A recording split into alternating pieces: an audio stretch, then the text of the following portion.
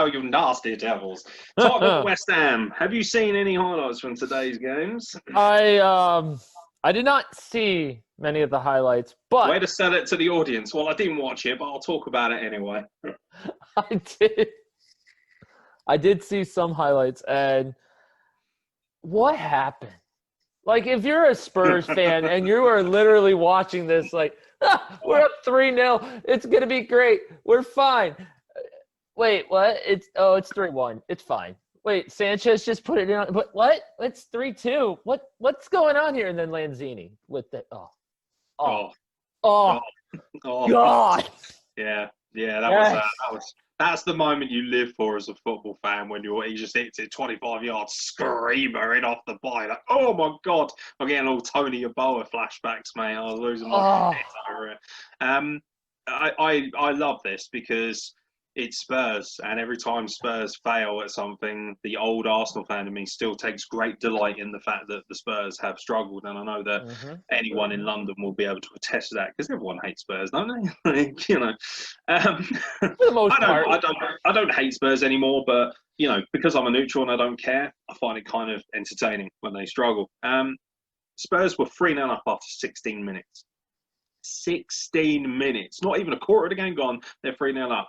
And they were still 3-0 up until 10 minutes to go. They became the first footballing team in Premier League history to be 3-0 up and not win a game at 81 minutes. Which is a hilariously funny fact. Kane and Son looked lethal, at least at the first. Kane and Son, by the way. Those two are lethal. They're a duo that I would never want to face. If I was I think they're the most lethal 1-2 punch in football. I do. I think that when they're both, firing on all cylinders, terrifying. No defense is going to be able to handle that. And it'd be very interesting to see how they do when they play Liverpool, because with that on fire, especially if Liverpool don't have Virgil van Dijk, that's going to be really telling to see how Liverpool do in a game like that. But Spurs were 3-0 up. Kane and Son, obviously, absolutely lethal. Kane and Son, by the way, just sounds like some really dodgy law firm in North London. Is what it is. But, So they're 3-0 up. They're comfortable. They even brought Bale on. Now, I'm not sure how good Bale's going to be. If they can get Bale back to the player he was when he was in his prime at Tottenham, holy cow. Like, those three up front would be terrifying for anyone. That remains to be seen. Bale might be coming back thinking, I can be a bit more comfortable. I haven't got the pressure of the fans on me because they're not in the stadium. It'll be interesting to see how he does. But I like Bale. He's a lovely footballer. You can't help but root for a team like Wales when they do well at the Euros under him. Yeah. And Ramsey, an amazing run when they got to the Euro semi-finals. I was furious because I went to the final that year. I had tickets, and ultimately I got the worst final of all time. I was begging for Germany versus Wales, and I got France versus Portugal, which was not bad, but I was still furious. Plus, I hate Ronaldo. So it is what it is, but that's on me. But this game, you're looking at this and you're thinking, well, West Ham shit. They're going to lose. Right? West Ham are a terrible team, whatever. But West Ham actually have really dug in the last few games. They've won their last two games coming into this. They've been playing better football. They've been digging in under a lot of pressure. There's a lot of pressure on the ownership. It's been a shit show for West Ham ever since they moved from the famous bowling ground. Not going to call it Upton Park. It's the bowling as far as I'm concerned. And they moved to the Olympic Stadium in Stratford. It's a beautiful stadium. It's not a football stadium. And when you do that, you rip the heart and the soul out of a football team. I remember when Arsenal moved from Highbury to the Emirates, and although the Emirates is a football purpose stadium, same as Tottenham, they've moved now, and White Hart Lane is, that's a lovely new stadium. But a lot of these teams struggle to get the heart and soul back into the stadium, the belief. You want a stadium to breathe life into your football team. This stadium behind me right now, Sinsel Bank, not that. I said breathe life, not that breathes life. Yeah, that breathes life into catering when all the prawn sandwiches need to be sold at half time. Zip it. I'm talking about a proper atmosphere here. At Sinsel Bank, when a 617 loses their mind, bruv.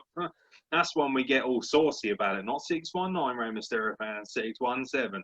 The 617 squadron. This stadium will come alive, and it's one of the big reasons why Lincoln have had so much success in lower leagues recently is because the fans are so rabid. And if you look at all the rabid, here's another good example: Leeds. You know, they finally dragged their way right back up, and they've looked pretty good since they've come up. And a lot of that, obviously, the fans aren't there at the moment, but a lot of their initial success, particularly in the Championship when they went up, you know, having that 12th man, so to speak, like they call it in Seattle, that aggression, that pure ferocity and passion and heart and soul from your football fans can really help elevate a team.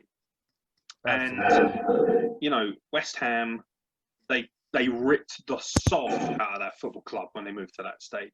And they've never been able to fully recover from that. And they're lucky they're still, like, they almost got relegated. You know, that would have been embarrassing. Can you imagine moving to that huge Olympic stadium, you know, the scene of Great Britain's mighty triumph in the Olympics. What come on, Churchill, all that nonsense. And then you bin it to, you know, FC Qarabag in the Europa League qualifiers, and you think, oh, taxi. Like, you know, back to the jellied eels, bruv. Like, wow. West Ham fans, although annoying at the best of times, and they'll fully agree to that, they deserve better than this shit. You know, football fans who are passionate deserve better. I know some West Ham season ticket holders. Nick Payne's a big West Ham fan. I'm sure his mustache fell off as soon as that goal from Lanzini went in. My Lord. I mean, I saw him and Alex the lads on Twitter talking about it, and him saying he almost threw his son through the wall. He was so excited. Like, you know, I mean, it was a screamer. Even I was like, Jesus, like, you live for that as a football fan. Yes, absolutely. An awesome moment, screamer. One of my favourite wrestlers is a guy called Jordan Sai, because, you know, surprise, I'm into wrestling, WrestleBlog, whatever. Right. But, Jordan Sai. WrestleBlog.com. Exactly, WrestleBlog.com, at WrestleBlog, social media, whatever. Yeah. But, yeah, we're here to talk about football. But Jordan Said is a wrestler I know who's also a huge West Ham fan, and he said he was going to shag Lanzini when he scored that goal. I was just like, go on, mate, give him one for the team. Whoa! Like, you know, it was a screamer. It was a great goal. It was an absolute beauty. Yeah, and you live for that. And just imagine what it would have been like with 3,000 mental West Ham fans in the away end when that went in. It seems like we would have had the full J Miller Jazz Hands explosion, mate. It would have been absolutely incredible. It was a great game, though. You know, for a neutral perspective, to see Spurs bin it like that, the drama, so much fun. And I just love seeing Mourinho's face when he's got nothing to say. He's like, it's like, come on, mate, spit it out, you prick. You've given it all that when you're at Chelsea for all those years. Now you can't talk for shit. When he comes out after the Man United game, you know, and he's sort of saying like, oh, I think it was the Newcastle game as well, when they got that 1-1 draw, and he said, Tottenham's a great football team, but, you know, the expectancy here is different. You know, we're not Chelsea, we're not Arsenal. I was like, you're making excuses, you fucking cretin. You're making excuses for why this Tottenham team isn't achieving. Because you know, if Tottenham's neighbours Arsenal bin it like this, oh my God, it's on the front page, mate. Be on USA Today. Once again, Arsenal bin it. What a bunch of goons. But of course, Tottenham do it. Oh, yeah, it's all right though, because they it's okay because Mourinho saves the day every now and then. They've got the special one. Well, you know what? Their defence looked pretty special, didn't it? Not the kind of special that we would want them to. Shocking. And they have the same problem Arsenal do. Davison Sanchez in that own goal. Like, what the fuck was he doing? Yeah, exactly. Like, he may as well have just literally slapped it into the net with his cock. Embarrassing. Like, I'm sorry, but come on, mate. Like, it's no. Like, it pisses me off because if this was another team, people would lose their minds. You drew 3-0 with West Ham at home, but they drew with Newcastle home, albeit a dodgy handball decision. Teams that draw games against Newcastle and West Ham at home are not going to win a title. And you've got a brand new stadium. You spent all this money on players. You brought Gareth Bale back. The Messiah is back to save the day. And Mourinho still flatters to deceive because he's not a manager who likes to play fancy, good-looking football. He's all about solid defensive abilities. He's Mr. 1-0. Do you think with the team that Tottenham has now, well, I don't know what's going on with my audio. Is my audio better now? Yeah. Okay. You're fine on mine. Oh, okay. I hear. You have to edit that out as well. Yeah. This thing ain't gonna be released till fucking the next pictures have been gone. Jesus. Right. So, do you think that if Pochettino would have stayed at Tottenham and had the team that they have now, do you think they would be in the title? I thought Pochettino was fantastic for Spurs. I don't know why he was released. they had a small stretch where you thought, oh, okay. You know, obviously, Daniel Levy believes that Tottenham should be winning titles. And I think with the amount of money they've spent and the quality of players they've got, absolutely they should be up there. So when they're not top 2, top 3, challenging or pushing teams like Man City and Liverpool to the limit, questions need to be asked, especially if you're going to spend that amount of money. I think Pochettino would get more out of this side than Mourinho would. I think Mourinho gets jobs based on his name more so. Don't get me wrong, his resume is pretty impressive. But if you look at his recent run of history, you know, not that impressive. No. He flattered to deceive at Man United. Once again, if he's not given an open checkbook, you have to question whether he's the world's best. You know, he's up there with Guardiola as a world-class manager who maybe just gets a little bit too much hype. And Pochettino, you know, he got Tottenham, not only were they highly successful, but they played beautiful football, high quality, great passing football. And although they're still doing that, it's almost like you can see a mental battle between Spurs' beautiful football and Mourinho's, you know, inadequacies in striking. Like Mourinho's just like, yeah, like it's good that we can score 3 goals, but you know, I want us to win 1-0 every week. It does have that feeling that there's a kind of culture clash going on here, and it felt that Pochettino had the players' belief more, at least until the back end of his run. So, you know, I never really fully agreed with Pochettino leaving. I don't understand why that came to an end the way it did. We're not really going to know because we're not, you know, behind the scenes. But I don't think Mourinho is doing a fantastic job so far. No. If anything, actually, I watched Tottenham play Chelsea in the Carabao Cup, or whatever the fuck they're calling it these days. And, you know, I still call it the Milk Cup, bruv, because I'm classic, innit? But I couldn't believe how tedious they were at times. And I just thought, with the quality you've got, you should be expressing yourself more. And it almost feels like Mourinho doesn't like his players expressing themselves too much unless it's in the tackle. And that's a bit disappointing because when you've got players like Son and Kane and stuff like that, you know, they've got to do better. They've got to do better. So, you know, it was amusing nonetheless, seeing them draw 3-3. But like I say, you know, drawing games like this, not going to help you, especially when it comes to title aspirations. Okay. Before we get to the other games that happened, I have one question. If you were Daniel Levy, you could hire any manager to help Tottenham win a title. Who are you hiring? I mean, what manager will help Tottenham get silverware? Well, I mean, Mourinho can probably help them win like a trophy of sorts. You know, he's that kind of guy. He's very good at just getting silverware by hook or by crook. But I don't think their current mentality and their current setup will make them a title contender. I think Pochettino was close, and then the rug was pulled out from underneath him. So, you know, do you look back at past, you know, nobody ever really got close. You had Martin Yole and Harry Redknapp and guys like that. And, you know, they were kind of like, they could sort of help push Tottenham towards top 4. For me, I'm looking at the current crop. Like you have, obviously, I think Jurgen Klopp would no doubt, if he's manager of Tottenham, he would get a title out of them, I think Jurgen Klopp has just got this astonishing mentality. I love the fire in him as well. You know, he's willing to just challenge anybody. You know, he went after Roy Keane recently on a Sky Sports broadcast, which I had a great time watching, when Roy Keane dared to suggest that maybe Liverpool could have played even better. And he was just like, how dare you? We were perfect. He's just screaming at him across the comms. Like, Jurgen Klopp is, for me, the best manager in the game. You can't see further than that right now, especially in the Premier League. I don't think, you know, I think someone like Guardiola as well would flatter to deceive. You know, if I'm picking anyone, regardless of whether they're at a club, I'm going to put Jurgen Klopp in our position. You know, if you could say to Tottenham fans, any amount of money and you can get Jurgen Klopp, they'd probably pay it because the proof is in the pudding. Liverpool hadn't won a title since 1990. Jurgen Klopp comes in, they're immediately basically world beaters. You know, Champions League contenders every year, you know, dominant force in Europe. And they completely destroyed the Premier League last season. And they did it off the back of world-class footballers that almost didn't get the rub where they should have, like Salah when he was at Chelsea.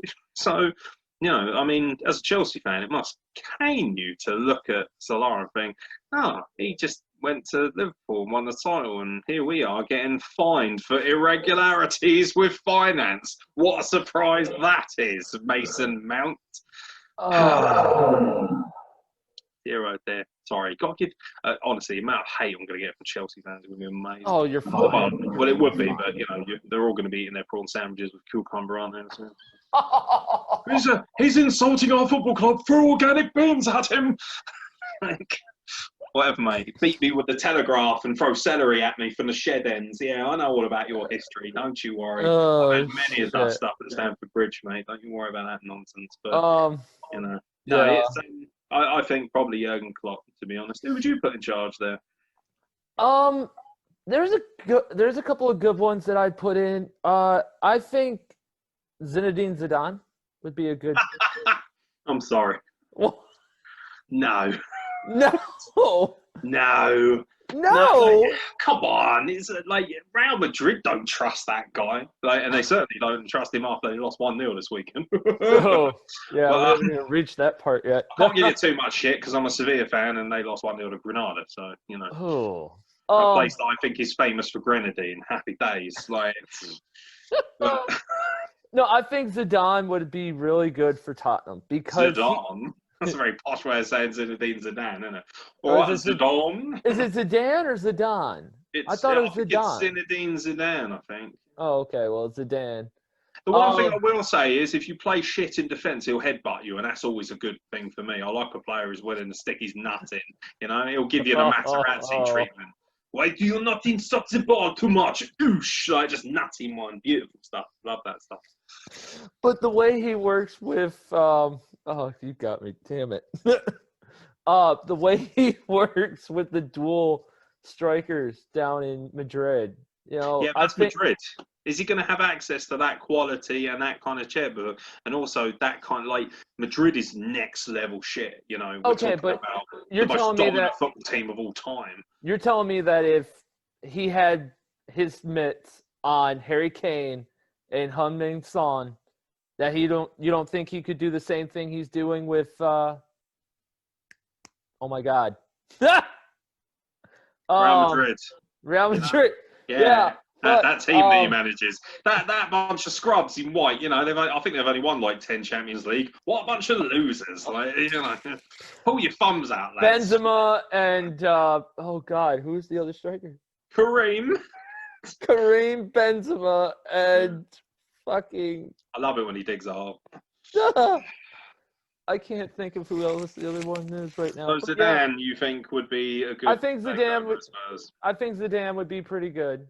Another one that I think would be really good is another former Chelsea manager.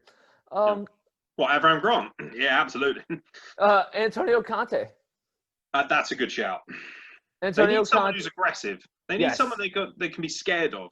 They need somebody that can light a fire under their ass and then put it out at the same time. Allegri wouldn't be bad. Yeah, I quite like Allegri. I think he's got I like managers that scare the shit out of you. I want my manager like Aeron Grant, right? What I loved about him was he looked like an Israeli arms dealer. You didn't look like he looked like the kind of geezer who'd meet you at the Gaza Strip and fuck you up. I just looked at him, I thought that's a geezer who never sleeps because he's busy selling chemical weapons on the black market. And and then he comes down to Portsmouth of all places where I used to live, and Portsmouth is a tough place at the best of times. Port City and everything that's going on with that. And he just rocked up and he was just like, yeah, weapons of mass destruction in Fratton Park, good stuff. Just terrifying. But hey, nice. you might think I'm having a laugh, but I'll tell you what, you want a manager who's going to kick the shit out of the other manager if it goes off. That's why people like Jurgen Klopp, because he can square up a few people. He's got that famous German chin. If you chin him one, probably won't even flinch, mate. But failing than that, let's just go the American route, get a celebrity to fucking be the manager instead. Works out well for your presidency, didn't it? So no reason why we can't. I'm fully aware that we have a floppy head wank pheasant as a prime minister, so you don't have to point that out to me enough, because that'll be in the comments and all. Boris Johnson's your prime minister. Yeah, I know. Churchill, he is not. No, nowhere near. Maybe you could have The Rock. He'd make a good manager for Tottenham. Barack Obama. Yeah, we'll have Barack Obama in. He could be quite good. Let's bring in David Beckham. David, hey, don't knock David Beckham. He's a heritage site, mate, at this point. They'll be trying to tear him down one day. Could you see Wayne Rooney? I know Rooney's doing the managerial thing. Could you see Rooney running Tottenham? Well, I mean, he's kind of playing. He's kind of getting his badges. He's playing a kind of player manager role to a little bit at Derby. I think Rooney will probably, do you know what? I'll turn my nose up a little bit at Frank Lampard when he came to Chelsea. I was just like, whatever. Like, you managed Derby, who are a good side, but every time they got close to the playoffs, they'd been it, or they lost to Fulham. But Lampard actually is doing a great job. I think he's got, and also he's got the historic value.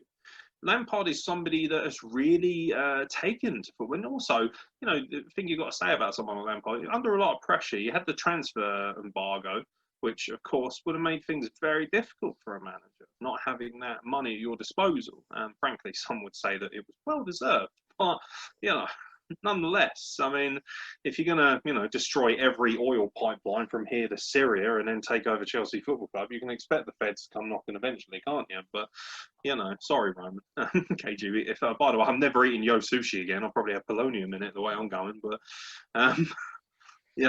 the reality is, I don't think that they'll get it done under Mourinho. I just don't. So, no. That's enough Tottenham talk, mate. I feel quite sick. Yeah, that's enough time. I'm feeling kind of spurred. I'm kind of spurred right now.